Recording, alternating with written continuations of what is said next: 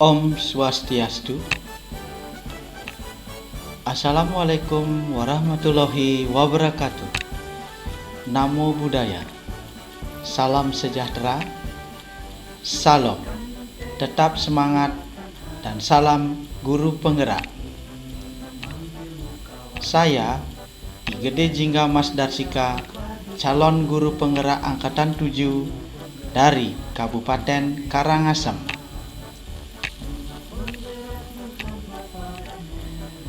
Pada kesempatan ini dan di video ini, saya akan menampilkan dan memaparkan tugas koneksi antar materi modul 1.1, yaitu terkait dengan kesimpulan dan refleksi dari filosofi pemikiran Ki Hajar Dewantara.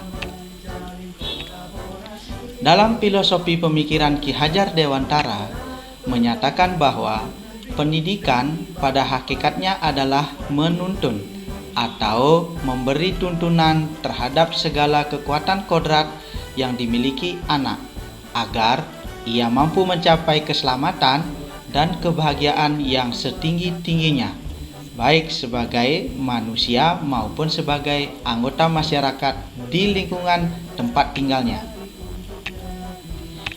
Filosofi pemikiran Ki Hajar Dewantara juga menyebutkan bahwa pendidikan bertujuan untuk menciptakan ruang bagi siswa untuk mampu bertumbuh secara utuh, supaya mampu memuliakan dirinya dan orang lain, serta menjadi pribadi yang mandiri. Sebelum saya mempelajari modul 1.1 tentang pemikiran Ki Hajar Dewantara yang sering saya lakukan dalam proses pembelajaran di kelas adalah: yang pertama,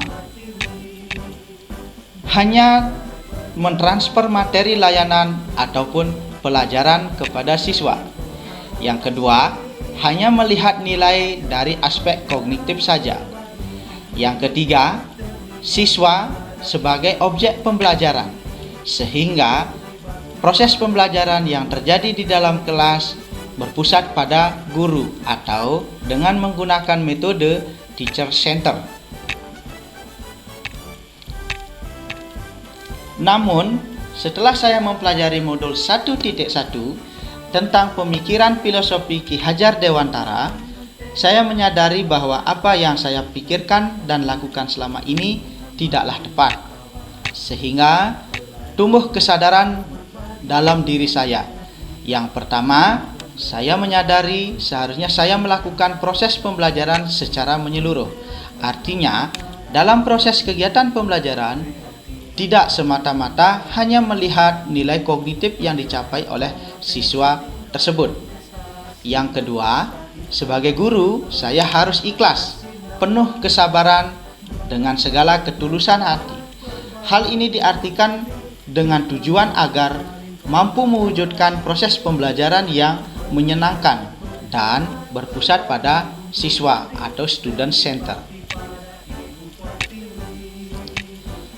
Kemudian juga saya menyadari bahwa siswa sebagai subjek daripada pembelajaran, dalam artian bahwa siswa diberikan kebebasan yang seluas-luasnya untuk mengeksplorasi kompetensi sesuai dengan minat dan bakat yang dimilikinya. Kemudian juga guru bersifat sebagai fasilitator dalam proses pembelajaran. Dan yang terakhir adalah memberikan kesempatan untuk siswa tumbuh sesuai dengan kodratnya, yaitu sesuai dengan kodrat zaman dan kodrat alam. Yang selanjutnya akan saya terapkan dalam proses pembelajaran di kelas adalah: yang pertama, pembiasaan budi pekerti yang baik dilakukan sebelum memulai proses pembelajaran dan mengakhiri pembelajaran. Dalam artian bahwa untuk menanamkan budi pekerti yang baik ini, siswa menjadi terbiasa melakukan hal-hal yang bersifat positif dalam proses pembelajaran, baik pada saat memulai proses pembelajaran ataupun mengakhiri proses pembelajaran itu sendiri.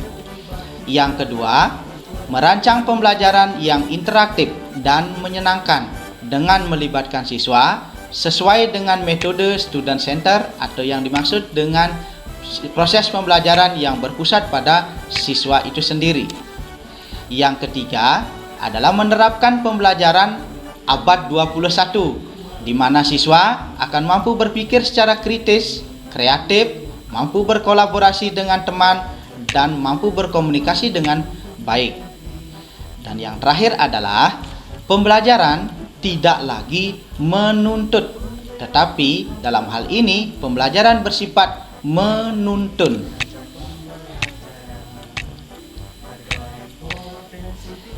Sekian tampilan video kemudian pemaparan dari refleksi dan kesimpulan terhadap pemikiran filosofi Ki Hajar Dewantara. Semoga video ini menginspirasi kita semua sebagai guru dalam proses pembelajaran di kelas maupun di luar kelas yang selalu berpusat pada siswa atau dengan menggunakan metode student center. Terima kasih.